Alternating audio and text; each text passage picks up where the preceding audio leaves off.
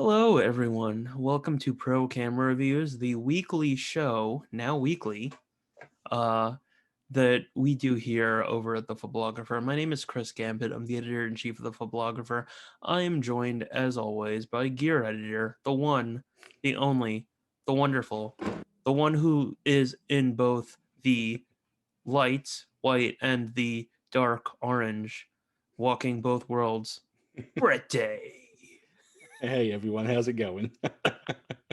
That was quite the intro, man. I love that. I was trying to figure it out. I was gonna wing it. I'm like, yeah, like let's do this. I was gonna say otherwise, like maybe a Bob Ross palette, like I don't know, like yes, but then I saw no happy trees, and It's I'm like like, a happy tree, yeah. either way, we are excited to see you guys again. For those of you joining us in Zoom, thank you. We love you. We appreciate you. We have more of you coming in. Wonderful. For those of you also checking us out on Facebook right now, we love you as well too. Here's the way this works in case you're tuning in for the very first time. Brett and I talk about topics that are near and dear to us, and you guys interact with us in the chat. If you're here in Zoom, go for it right in the chat over there, depending on where you're looking. It could be there, I'm not sure. Um, if you're on Facebook, it's down below. So we'll check back every now and again and we'll interact with you folks and answer questions and all that stuff. Today's show, I like to say that we really put our emotions into things, and it seems like we're really doing that again, aren't we? Yep, absolutely. I think so. Yeah. So, today's show, the first topic we're talking about is our favorite cameras. Uh, as I mentioned, we're members of the reviews team. We test cameras all the time. I was literally just asking Brett a question about like who reviewed the A6600 because we just have so many cameras and lenses coming in and out of our hands. So he reminded me that I did. We're going to talk about our favorite cameras and lenses that we love to use outside of the stuff that we review. And that's going to get really interesting because we both have much different tastes, but there's also some things that are really similar about us. In addition to that, too, we're also going to talk a little bit about something that many of you guys have probably seen in YouTube ads or, ads in your Gmail or something like that. They're called the Prism Effects lens filters. And they're addressing, again, talking about the emotions, something that I've really been feeling and wanting for a while. Like, I feel like modern lenses and cameras are too good. Like, if you take a picture of yourself, like, you see way too many things in your skin. Like, I'm literally looking right now up at the lens and I see, oh, Chris, yeah, that's the little problem that you had with acne before. And I'm like, wonderful. But these filters have been bringing things back to what they were many years ago. Uh, and it may sound crazy, but like it's also really nice because it means you do less post production. But we're going to talk about those today. So we have a wonderful show. More of you are coming in from Zoom. Thank you. We Brilliant. really appreciate you folks. Anything on Facebook yet? No, no Mm-mm. chat, nothing. Okay, cool.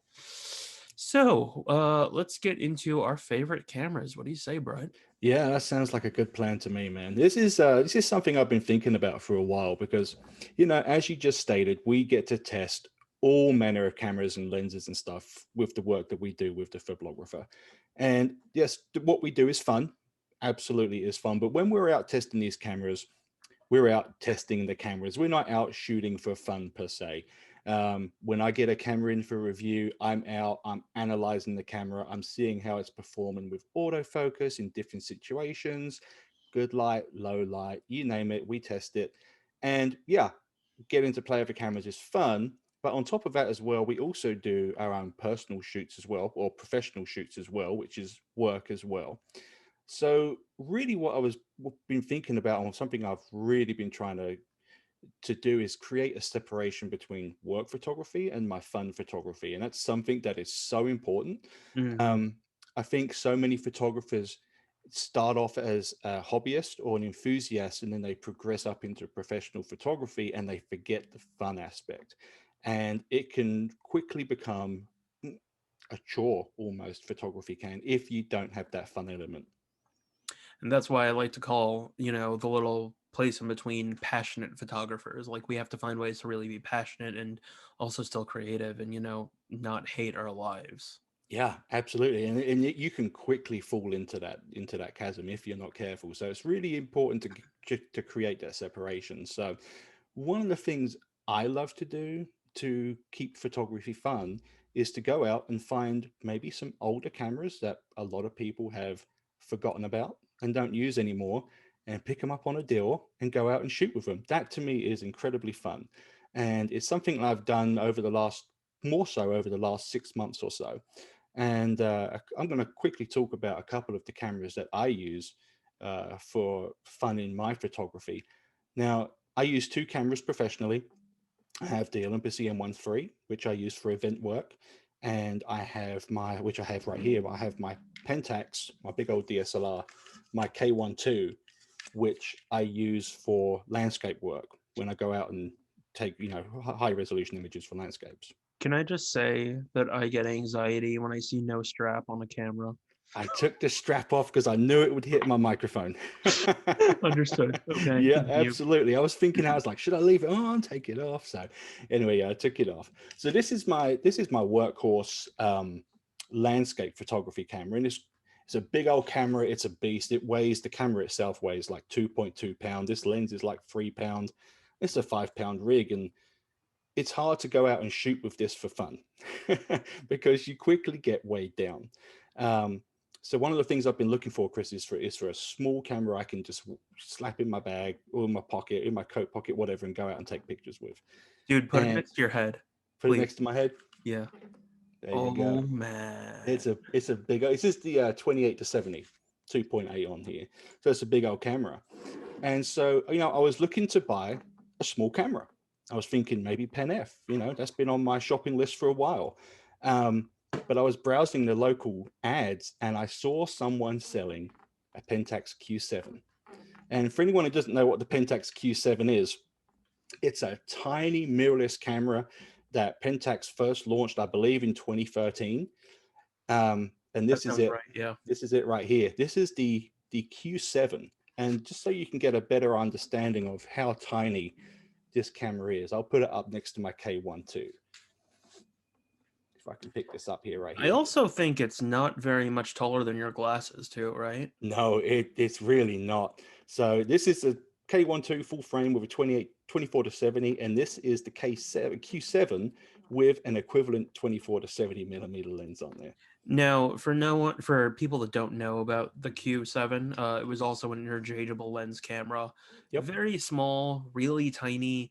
Back in the day, I feel like maybe we were a little bit too harsh on it, but when you sat there comparing it to the rest of the market, we were just sitting there like, what the hell is this? Right, absolutely. It was certainly an oddball, and that's part of the course with Pentax. I think that's certainly oddball.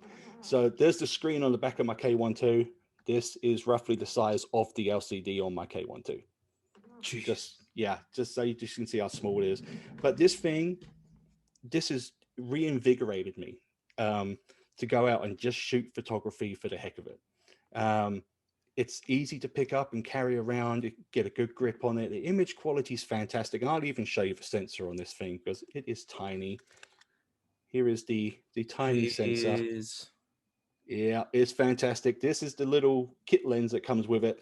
I want to get the prime, which is half this size as well. Um, but this camera is so much fun, man. You can just take it out, walk around with it. It's not a burden. The image quality is brilliant. There's a little dial on the front, kind of like the Pen F, where you can use different simulations for like black and white or monochrome or vintage looks. And I use it just for JPEGs. And for me, that's another layer of fun because I don't have to come home and sit there and edit my images. They look great out of camera. Mm-hmm. You're not a slave to the computer. Exactly, exactly. So my wife would tell you, whenever we go out now, this is the first thing I pick up. It just goes everywhere with me. And to me, that's so much fun because it's making my photography that much more accessible rather than carrying around a 5 pound lump in the K1 II. That makes a lot of sense. Now, I mean, when you're shooting Mhm. for fun, what's your mentality like versus when you go out to actually like shoot for the site? Man, when I go out to shoot for the site, I do things very technically, just so I can put the cameras, through every kind of test that we do. When I just go out to shoot for fun, I let all of that go and I just shoot whatever takes my fancy, basically. I don't limit myself technically. I just go with the flow. So it's a much more, enjoying experience. And versus professionally, like I'm assuming you're not very technical when you're shooting professionally, right? Depends on the shoot. Okay. Yeah, it really just depends on the shoot. Normally, if it's a portrait shoot, obviously we're out there having fun. Just because you got to get people loosened up and all that kind of good stuff, right? But yeah, it really just depends. Yeah, no, that makes a lot of sense. Yeah. So, I mean, even with your K2 though, like Hmm. you, sorry, K1, um, your astrophotography, like you're doing it with that and not with your Q7, right? Right. Right. Absolutely. Yeah. The sensor size on this is like I think just over an inch, so there's no way you could do astrophotography with that. Really, I mean, I guess you could try, but really, yeah, my K1 II is designed for astrophotography.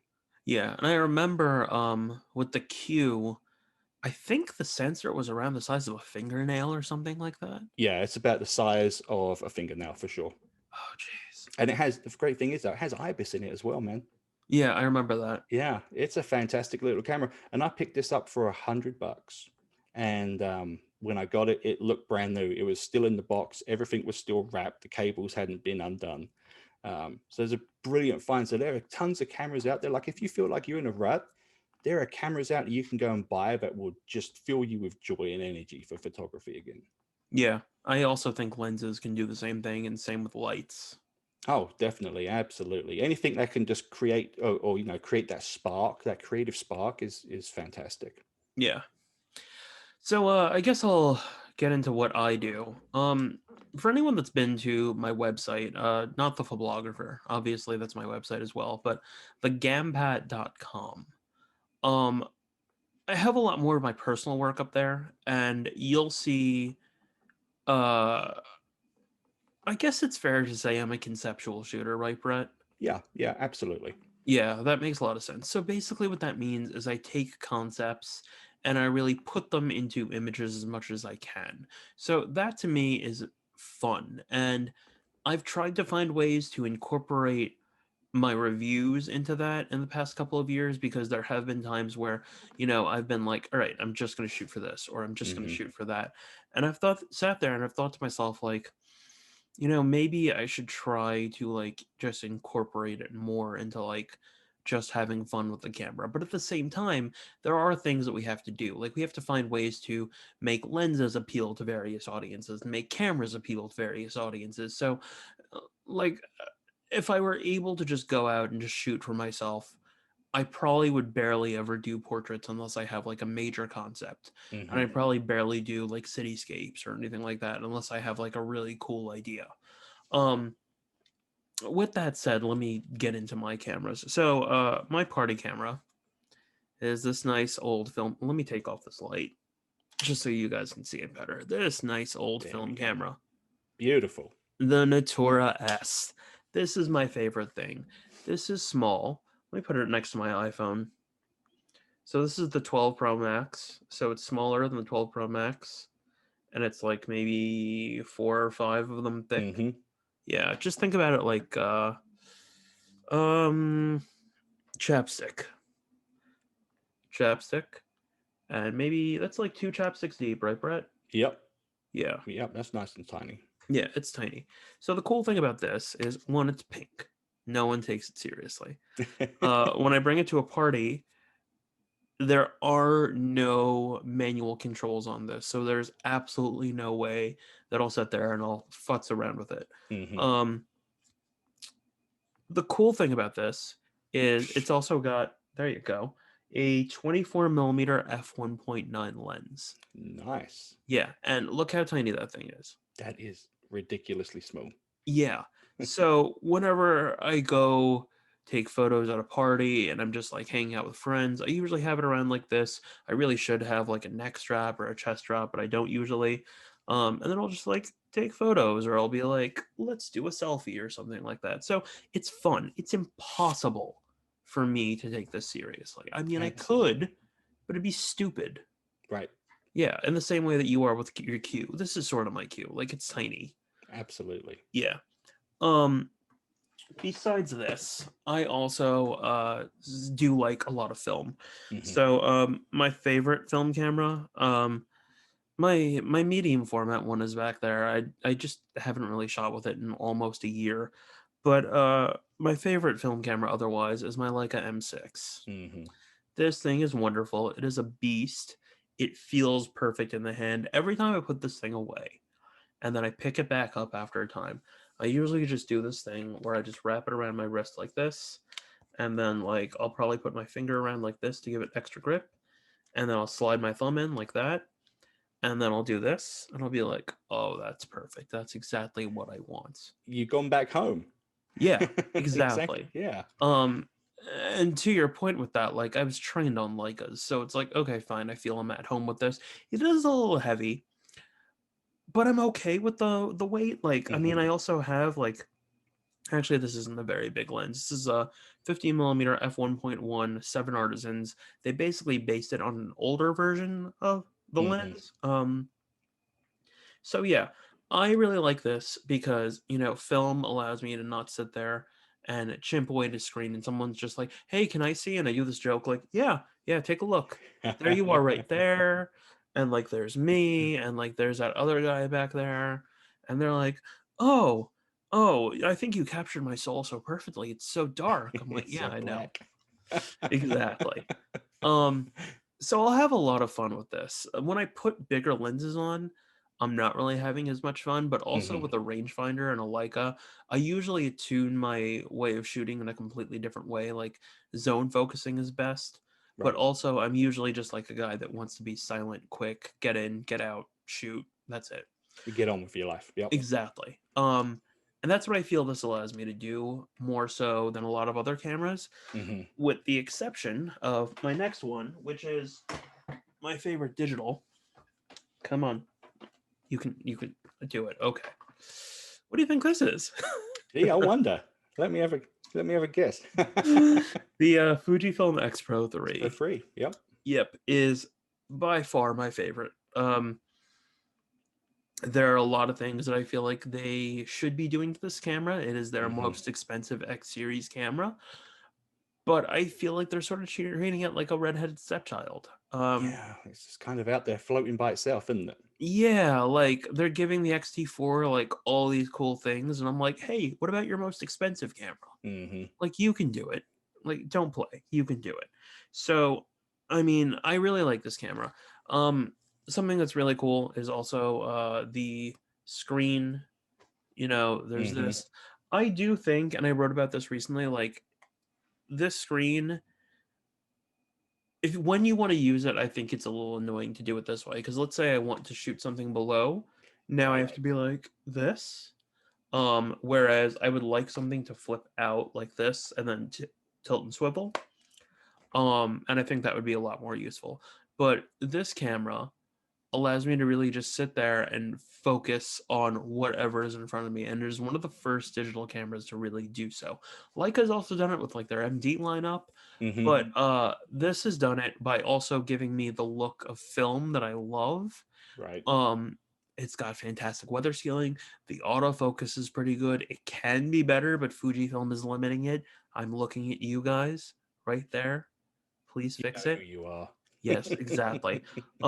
They have some fantastic small weather sealed lenses. This is not a weather sealed lens. This is the 3514. Hmm. It's also fantastic. It's wonderful. Yeah, I love this camera. It is my favorite. Um, I really do wish it was a little bit more of a workhorse as well too. Like, I mean, I know that it can shoot video, Hmm. and I know that it can also be a great webcam. However, there are multiple reports of people having lag problems with this camera, and also Yep. the XH1 and a couple others. And Brett and I were talking about it before the show. Maybe it's a port issue. We're not sure, but they could make it a little bit better. For what it is, though, I can't really complain. Like, great image quality. Like, Hmm. multiple award-winning photographers are using this camera. Uh, yeah, and also there's a lot of things that are just like a slap in the face to people that are like, "Oh, this is too difficult," and I'm like, "Well, learn how to do it. Learn how to Exactly. shoot." Yeah. Um, like the stacked ISO dial. Do you remember from the X Pro 2? People were Hmm. like, "Oh, I don't really know how to do this," and I was like, "Here, pick it up. Pop. That's it. That's how you Yep. set the ISO. You don't need to touch it otherwise. You only need to touch this aperture and the shutter speed, or you know what? Just leave the shutter speed on aperture priority, and that's all you There you need go. to do." That's it. Simple as that. Exactly. Um, but this thing is incredibly reliable. Also, I got it in the silver color because I like silver. Um, It's such a classic look. it really is. You know what I Yeah. found out recently? Like, I really talk about the watch industry a lot, Hmm. and I found out the Dura coating, they license that from the Citizen Watch Company. Really Yeah. Um, interesting. yeah, see, it is really interesting as well too, because I think that, they wanted to make sure that, the titanium looks good, that there aren't problems with it. I think they should come out with a brass version of this camera that actually does get patina after a while. That would be pretty cool. That would be pretty cool. I Yep. mean, Pentax did that. I think it was the MX1. Yep. Yeah. And like you see them on eBay and like sometimes like they look pristine and sometimes they don't and it's like I want a beat up camera like that. Please get It's the character. It's got stories to tell.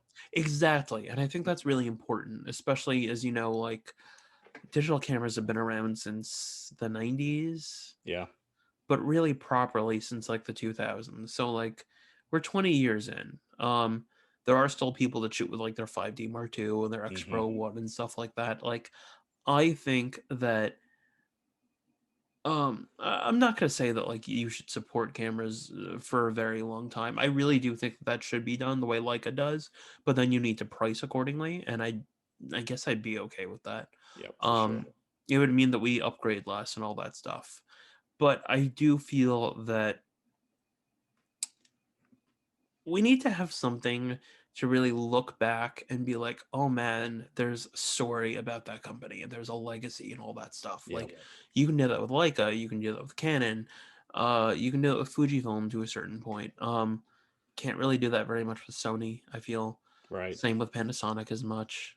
You can do that with Olympus for Yeah. sure. You can totally do it with Pentax. I've owned multiple Pentaxes. Hmm. Yeah, these are my favorite cameras. What's your favorite film camera, man? My favorite film camera, actually, talking about cameras that could tell stories, I went out and found a very old camera, which is, I'll bring it up here, right here. This is a Zeiss All right. um, Ecoflex. And the thing that drew me to this camera was the story behind it. When I picked it up, I was told that it was brought back to the States by a serviceman from World War II. And I just got to thinking, my goodness, if cameras could talk, the stories they could tell, I got to have this camera. Um, sure enough, I done some research into the serial number, and this particular camera was made in 1938. And Wow. it did indeed come back from Germany. All the writing on it is in German. It still works. It was sold to me as not working, but it does work. And talking about photography for fun, the thing that makes this camera so much fun for me is figuring out how the thing works. It's not just to pick up, point, shoot, get your picture. You have to prime it in such a way so that the strings inside it that connect all the components together don't snap. And it's a big issue with this camera. Jeez. Yeah, so you have to set your aperture and set your shutter speed. You have to press this button on the side to kind of release any tension. Then you can cock the shutter. Um, and yeah, it's crazy, but learning the process of how to fire it is fantastic. It's so much fun. How's the ground glass and the viewing angle and all that stuff? It's pretty good. I'm not going to lie, this camera does need a good clean. Um, when you look through the viewfinder, I don't know if you can see, but it Does it have a is. magnifier? Oh, it looks like it does. It does have a magnifier in there. It is pretty dirty, so I do need to get it cleaned at some point. There's your magnifying glass right there. Um, but it works, man, and it's such a beautiful camera. Like the build quality is fantastic on it, and it just feels so special taking it out and shooting with it. I haven't got any film developed from it yet. I've still got my first roll of film in there. I'm really trying to be gentle with it. I want to make sure I got the process down correctly first, before I start going out and shooting with it, because I don't want to snap any strings inside of it, you know. But it's such a fantastic camera to go out and shoot with. It's all kinds of fun. And just think, that thing is almost 100 years old, Yeah. and it survived. And let's hope you're not the doofus that breaks it. Exactly. That's it's what scares me, man. I'm like, maybe I should just leave it up on the shelf and admire it. But you know, it's like I say, it's such an experience, and that's what makes photography fun. It's the experience, and the journey, and it's just such a great camera to go out and shoot with, and it's a great conversation piece too. Yeah, absolutely. What kind of lens is on there? Is it like an 80 millimeter or? So this is a 75 millimeter f3.5. And it's a 6x6 format, right? Is the 6x6. It is a Zeiss Opton lens. Yeah, Oh wow. yeah, yeah. And there's a little bit of fungus in the focusing lens, which, you know, it's not too bad, but the actual lens itself is pristine. There's not a mark on it. It's quite remarkable just to what kind of condition it's in, considering it's almost 100 years old. Were you at all able to track like who owned the camera at all? No, I mean, maybe you possibly could. I haven't really looked into it that far. Just finding the information on the serial number was pretty hard to find. Mm, But I think I'm on the right path. So if it's something I want to do in future, I'm sure I probably could. yeah, absolutely.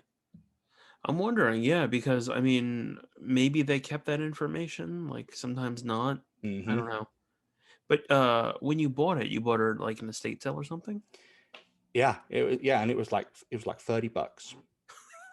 $30, man. And they sold it so cheap because they thought it was broken, because they didn't do the research to find out how to prime it to get it ready to fire. Isn't that the best in some ways? It's amazing, man. It's such a great. It's, you know, just going out and looking for stuff. You just never know what you're going to find. Yeah. And sometimes there it can work in the opposite way. For example, like with Polaroid land cameras, some people will be like, "Oh yeah, this doesn't need batteries." I'm like, "Yes, it does." Yeah. Unless it's the certain professional ones, then Right. it's like, okay, fine. They're like, "No, it's analog, it's film." I'm like, "Shut up, you hipster." Exactly. So yeah. Let's see the comments. Gino saying photography should be fun. Yes. Yes, we agree with you. This publication is put together, none of us are rich. Uh we do have fun doing this job, but we agree with you. Yes, photography should be fun. We're trying to feed your hobby as much as we possibly can. Good question. Is what Gino says also. Not sure what that is in reference to. But feel free to leave us something in the chat. And then over here on Facebook, Melissa is saying hi. Hi, Melissa. I hope you're having a wonderful day. All right, cool. That's that segment, right? I think so. Um, Yeah. any other? Well, I mean, maybe we should also talk a little bit about like what our favorite cameras are right now in the market, or like our favorite cameras that came out last year, really quickly. Um, Let me go first. Sure. I guess I'd say the XT4 and then also the A7C. Hmm. The A7C, like that's been overdue for a really long time. They really needed a small rangefinder style camera. I just wish that they packed better build quality into it and all that stuff. And if they raised the price, like nah, I would have been okay with that. I would have paid more, no problems. Yeah. Yep. What are yours? Sorry, I just saw a Gino comment about Brett's find on who owned the 100 years. Yeah. Oh yeah. Um, yours, Brett. What are In your the favorite? last year, Yeah. hands down, my favorite camera was the EOS R6. It's such a fantastic camera, man. It's like Canon just done this massive leap from meh to oh my gosh, Canon's back. I had so much fun using that camera. It reminded me so much of my old Canon DSLRs. The autofocus system's brilliant on it. The build quality's brilliant. IBIS is fantastic. I mean, yeah, Canon wins that for me, hands down. You're twisting my arm here. I really should have said the. Excuse me. Bless you. I'm so sorry. I really should have started the R5 because the R5 was a great camera. And even today, like right now, sitting there, like, yeah, I love an R5. It's just I feel they need to find a way to make the whole system lighter, Hmm. even with the lenses. Yep, Yeah, I think they'll probably get there, yeah, but they're definitely on the right path. They were off it for a long time, and now I think they're back. Canon's back. yeah. No, totally. All right, that is officially the end of that segment, then, right? Yes, sir. All right.